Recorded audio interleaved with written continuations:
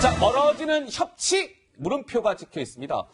최근 정치권이 꽁꽁 얼어붙었죠. 이른바 신속 처리 안건, 패스트 트랙으로 이제 몇 가지 법안들이 지정이 되자 여야 정치권 갈등을 거듭하고 있습니다. 그런데 이 논란에 문재인 대통령이 좀 가세한 모양새인데요. 이를 두고 정치권에서 갑론을박이 이어지고 있습니다. 먼저 영상 하나 준비되어 있습니다. 보고 오시죠.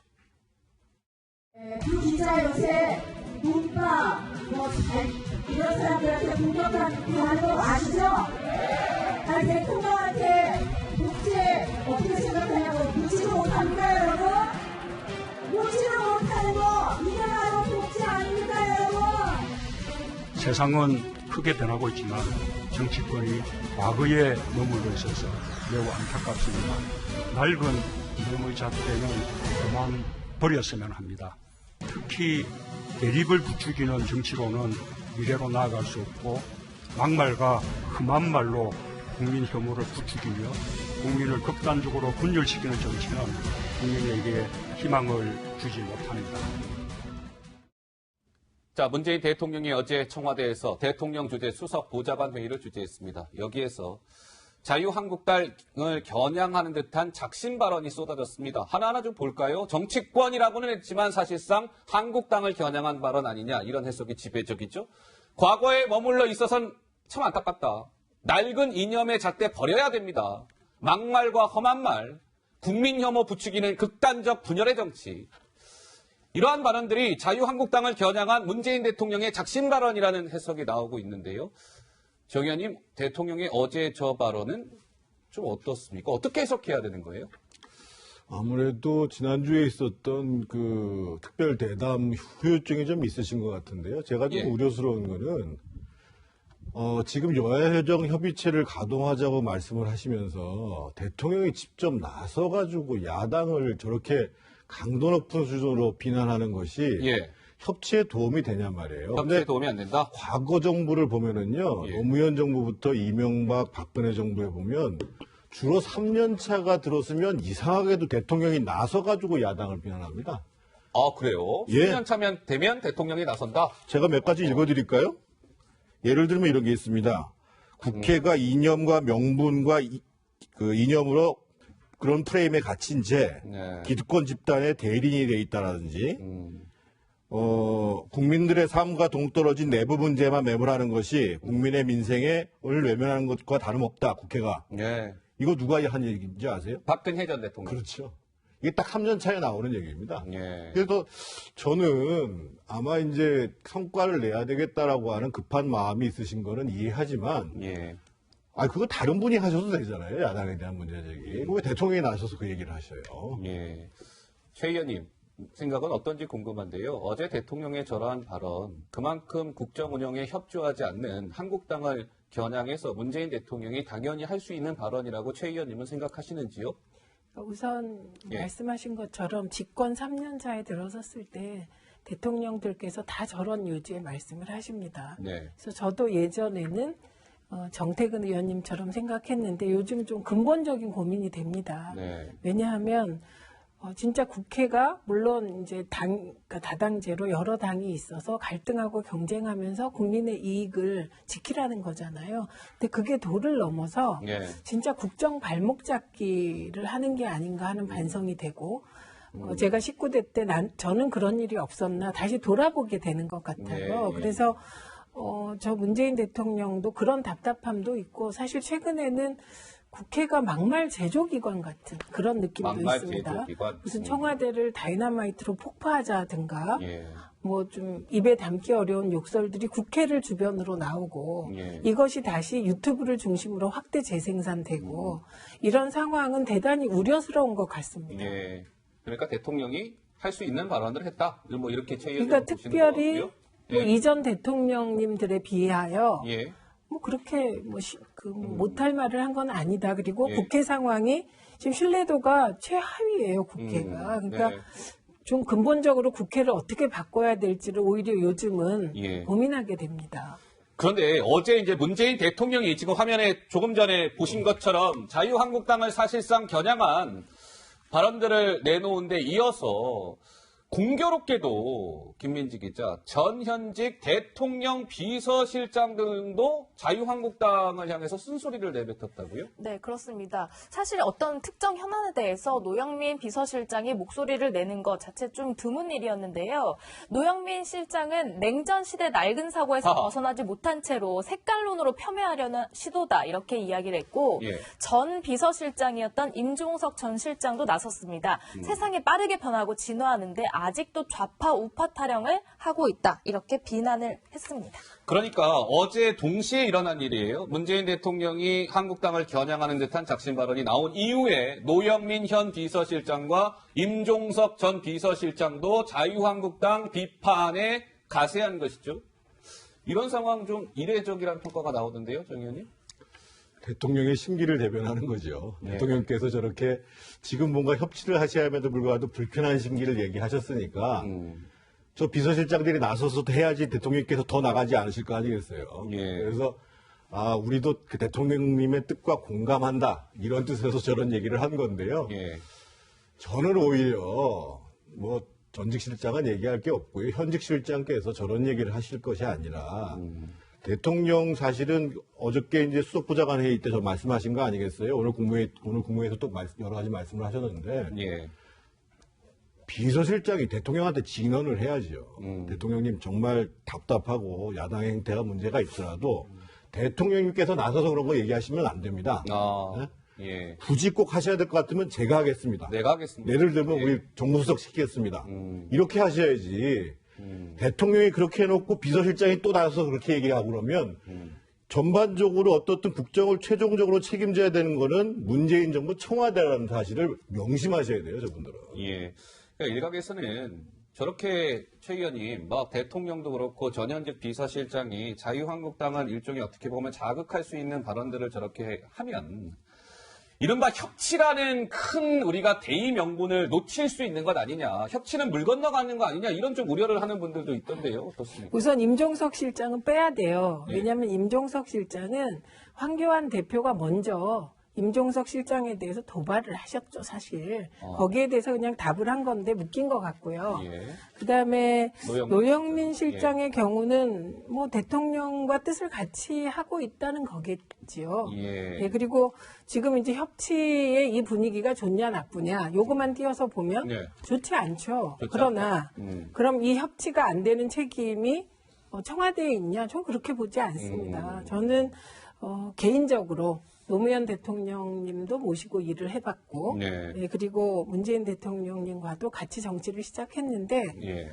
문재인 대통령께서는 인내심의 대표셨어요. 인내심의 예, 대표? 당대표 시절에도. 그렇게 흔들어도 예. 뭐 격한 태도를 보이거나 그러지 않았습니다. 아까도 화면에 보면 국회가 좀 이념적 갈등에서 벗어나야 되겠다. 막말 안 해야 되겠다. 네네. 지나치게 갈등적이라는 말도 되게 차분하게 하시거든요. 그래서 그냥 내용 그 자체가 저는 옳다고 생각합니다. 예. 그런데 그거를 정무적으로 판단해서 이렇게 저렇게 또 다른 해석이 나올 수 있다는 건 인정하지만 예.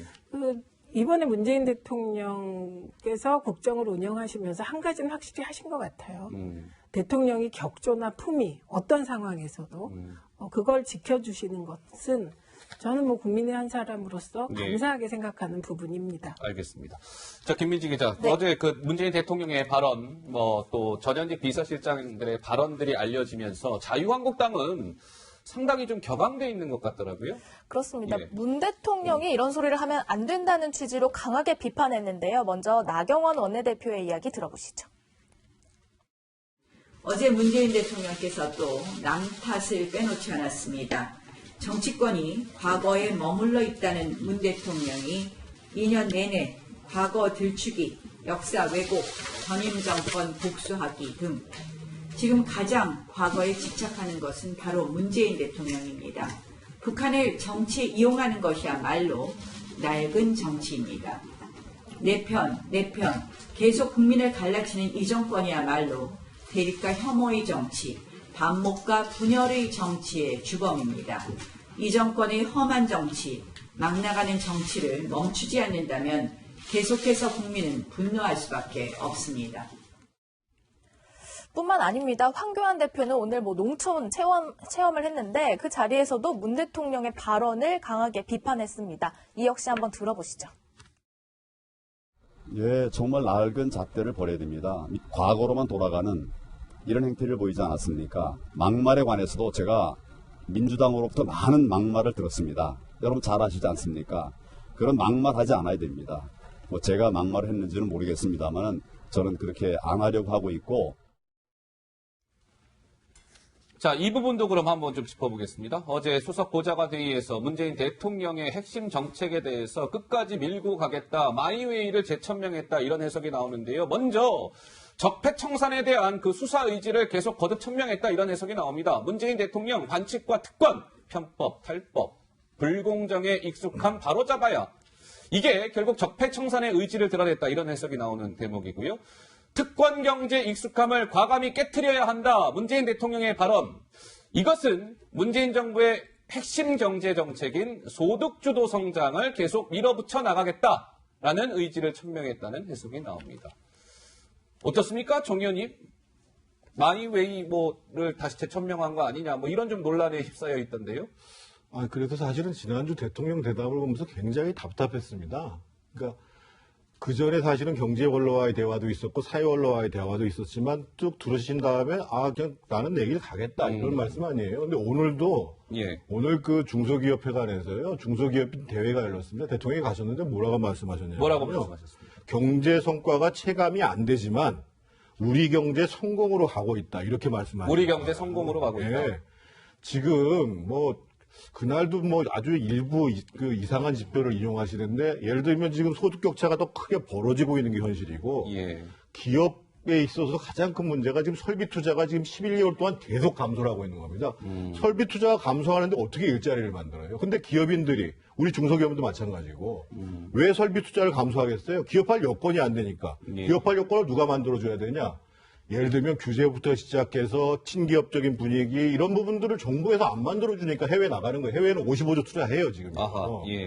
그런데 계속 지금 특권 경제 자꾸만 말씀하시는데요.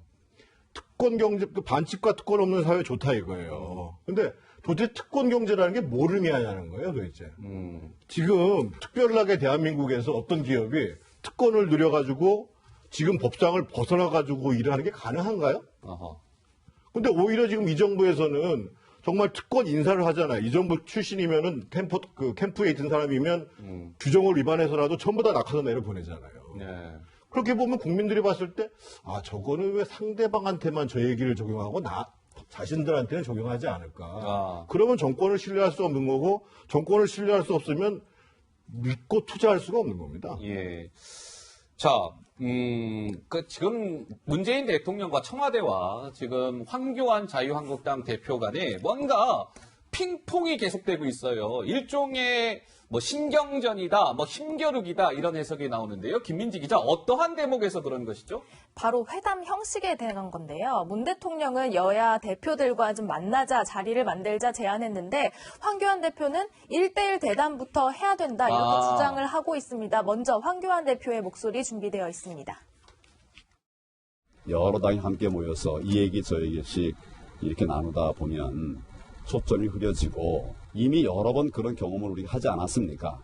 대통령과 격이 없는 1대1 대화를 통해서 진지한 논의가 되어야 되지, 보여주기식 과거와 같은 이런 회담은 큰 의미가 없지 않느냐, 그런 생각입니다. 하지만 여기에 대해서 문 대통령은 5당 대표들이 먼저 만나는 자리, 협치는 필요하다고 하지만 황 대표처럼 1대1 대담이 아니라 5당 대표가 먼저 만나야 된다 이렇게 주장을 하고 있습니다. 문재인 대통령 목소리도 한번 들어보시죠. 정치가 때론 대립하더라도 국민의 삶과 국가적 문제를 해결하기 위해서 협력할 것은 협력해야 한다는, 우리 정치가 극단적 대립의 정치가 아닌 대화와 소통의 정치로 가는 계기가 되길 기대합니다. 여야정 국정상설협의체 개최와 5당 대표 회동으로 막힌 전국의 물꼬를 털 수 있기를 바랍니다. 그러니까 최 의원님, 황교안 한국당 대표는 대통령과 내가 1대1로 좀 먼저 만나고 5당 대표가 같이 만나는 걸 그 이후에 합시다. 이런 입장이고요. 청와대는 아니 무슨 소리입니까? 어떻게 황교안 대표만 특별대우 해줍니까? 먼저 5당 대표가 머리를 맞댄 이후에 황교안 대표와 문재인 대통령 따로 1대1 합시다. 뭐 이런 지금 약간의 의견의 충돌인 것 같은데요. 어떻습니까? 이거를 시각을 예. 그 황교안 대표를 중심으로 보는 거는 저는 곤란하다고 생각합니다. 곤란하다. 왜냐하면 예. 그 국회에 지금 5개 당이 있잖아요. 네. 그럼 황교안 대표와 대통령께서 만나면 그럼 민주당 대표는 어떻게 되는 거지? 당장 이런 문제가 생깁니다. 예. 그렇다고 황교안 대표와 이해찬 대표와 대통령께서 만나면 이거는 다른 당은 어떻게 되나요? 그래서 저는 그 청와대에서 다 거절한 것이 아니라 네. 그러면 다른 당도 있으니 5개 당이 먼저 만나고 그럼 그 자리에서 여러 의제가 나오지 않겠습니까? 예. 그럼 그거를 심화 버전으로 1대1 회담을 하자 이렇게 하는 건데 저건 어디서 나온 차이냐면 지금 황교안 대표는 총선 구도를 1대1 구도로 짜고 가는 겁니다. 아, 네, 민주당과 예. 문재인 대통령과 민주당 그리고 자유한국당 구도로 짜고 있기 때문에 다른 당들에 끼어들 여지를 주면 안 되는 거고요. 그리고 의제에 대해서도 얘기가 있었습니다. 처음에 문재인 대통령께서 제안하실 때는 그러니까 북한에 대한 인도적 지원 이런 평화 문제를 좀 얘기하자 이렇게 얘기했을 때 뭐 그렇게 만나냐 의제를 확대하자 그래서 이거는 청와대에서 받았거든요. 네. 의제 확대를. 그러니까 그 자리에서 지금 정 의원님의 말씀하신 여러 개를 점검할 수 있겠죠. 그런데 뭐 경제에 대해서는 지금 얘기하자면 끝이 없는데요. 예. 경제 지표는 잘 해석하셔야 됩니다. 그러니까 소득 격차가 더 벌어진다 그러는데 이거는 다 벌어졌다고 얘기하면 곤란하고요. 이것도 구간에 따라 다 달라서 알겠습니다. 좀 심도 깊게 보시기를 권하고 그다음에 적폐청산에 대해서는 적폐청산이 문재인 정부에서 시작됐다고 자꾸 자유한국당이 몰아붙이는데 그건 거꾸로였죠. 박근혜 최순실 국정농단이 적폐로 지적되고 촛불이 일어나면서 저는 뭐 그 어떤 혜택을 문재인 대통령이 후보 시절 받다. 이거는 뭐 동의할 수 있지만 적폐청산의 요구를 받은 게 문재인 정부라 예. 저는 약간 자유한국당이 지금 시점이 좀 혼란이 오는 게 아닌가 네. 이런 생각은 듭니다. 알겠습니다. 말씀을 드리면요. 그 5개 정당 그러는데 국회에는 7개 정당이 있습니다. 원내 의석을 갖고 있는 정당이 모두 7개입니다. 그래서 5개 정당이 무슨 기준인지 모르겠고, 뭐 그건 제가 여담으로 드린 말씀이고, 예. 저는 문재인 대통령이든 황교안 대통령이든 먼저 포용하시는 분이 국민들로부터 박수를 받을 겁니다. 그러니까 문재인 대통령도 미국의 대통령들은 수시로 만나요. 야당 지도자뿐만 아니라 여당에 반대하는 사람들조차도. 예.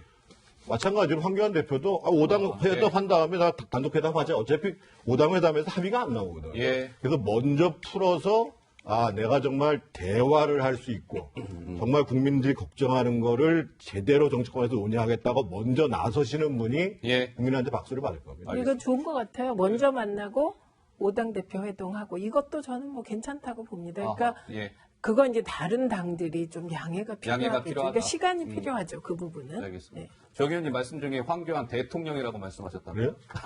너무 간절하신가 황교안과 봐. 대통령이라고 얘기한 거 아닌가요? 정 의원님의 그냥 말씀 중에 약간의 많이 실수였다. 뭐 이렇게 보면 될 것 같고요.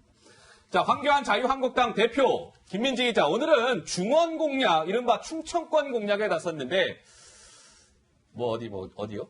고추밭을 찾았다고요? 오늘 농촌 체험을 했습니다. 예. 고추밭을 찾아서 지지대도 세우는 체험을 하고 농심을 강조했는데 사실 그동안 문재인 정부 규탄에 좀 주력을 했다면 오늘은 조금은 좀 중앙 정치에서 벗어나서 정말 마을 사람들과 만나면서 소통하는 데 주력을 했습니다. 예. 지금 보시면 빨간색 역시 점퍼를 입고 밀짚 모자도 쓰고 이제 농민들과 함께 농촌 체험을 하고 있는데요. 저게 고추밭인데 고추밭? 저 지렛대 지지대라고 하나 봐요. 저거를 세우고 있는 그런 장면이고요. 마을 사람들과 함께 이야기도 많이 나눴었는데 그동안 사실 강경한 투쟁을 했던 것과 달리 살짝 힘을 뺀 모습이었습니다. 오늘 황교안 대표의 모습 한번 보고 오시죠. 제가 잠깐 봉사활동을 한다고 했는데 봉사가 아니라 오히려 불편만 드린 거 아닌지 모르겠습니다. 쌀값이나 저거기 해가지고는 인건비가 비싸니까 경영하는데 상당한 어려움이 있습니다. 요새 이제 최저임금이 올라가고 네. 이제 전체적인 임금이 올라갔기 때문에 그렇게 된 거죠. 네. 어제 저희들이 그런 민생의 어려움들을 잘 꼼꼼히 챙겨서 어려움들이 극복될 수 있는 길들을 찾아보도록 그렇게 하겠습니다. 자, 우리 이 물로로 건배제 한번 할까요? 자, 물로. 자, 농촌의 발전을 위하여. 이건 물입니다.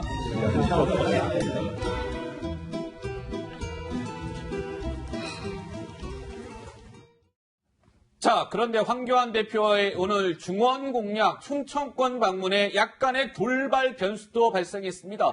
충북에 있는 청주를 황교안 대표가 방문했는데요. 뭔가 피켓을 들고 황교안 대표를 환영하지 않은 단체가 있었습니다. 그 단체는 다름 아닌 민주노총이었는데요. 지난번 울산 황교안 대표 방문에서도 민노총 회원들이 황 대표를 향해서 강한 비판의 목소리를 냈는데 오늘 충북 청주에서도 비슷한 일이 발생했네요. 민주노총의 뭐랄까요, 저런 항의성 황교안 대표를 따라다니면서 하는 집회랄까요? 이런 항의의 장면들 좀 어떻습니까, 정 의원님? 뭐 저 정도까지는 사실은 뭐 양해할 수도 있어요. 그러니까 뭐 어떤 입장을 알리는 피켓팅을 한다든지 시위를 한다든지. 근데 저게 더 넘어가가지고 실제로 이제 황교안 대표가 됐든 다른 정치인의 어떠한 행위라든지 또는 행사 이런 것들을 방해하는 수준까지 가면 그거는 명백한 폭력이라고 봐야 되고 올 들어서 사실은 민노총이 뭐 국회 시위도 마찬가지고 심지어는 대검 청사도 한번 점거를 했었고요. 그래서 저런 이 민노총의 그 정치 활동, 뭔가 이제 합법을 넘어선 정치 활동에 대해서 국민들이 굉장히 지금 불편해하시고 계시다는 것을 민노총도 분명히 아셔야 되고요. 황 대표한테 좀 드릴 말씀은 황 대표가 지금 민생 투어를 하는 것 좋습니다. 그런데 야당이 가장 국민에게 강력하게 호소할 수 있는 공간은 국회입니다. 국회. 더더군다나 지금 사실은 북한의 미사일 도발 문제도 있는 거고 지금 경제 실정 문제도 있는 거고 그래서 저는 국민의 민생과 안보와 경제를 책임지겠다는 게 가장 확실한 명분이거든요. 그래서 국회 공간을 어느 시점에 과감하게 선택을 해서 좀 원내외 활동을 좀 병행하는 문제를 좀 고민하셔야 될 때가 온 것 같아요. 예, 알겠습니다. 황교안 대표의 오늘 충청권 방문 소식까지 전해드렸습니다.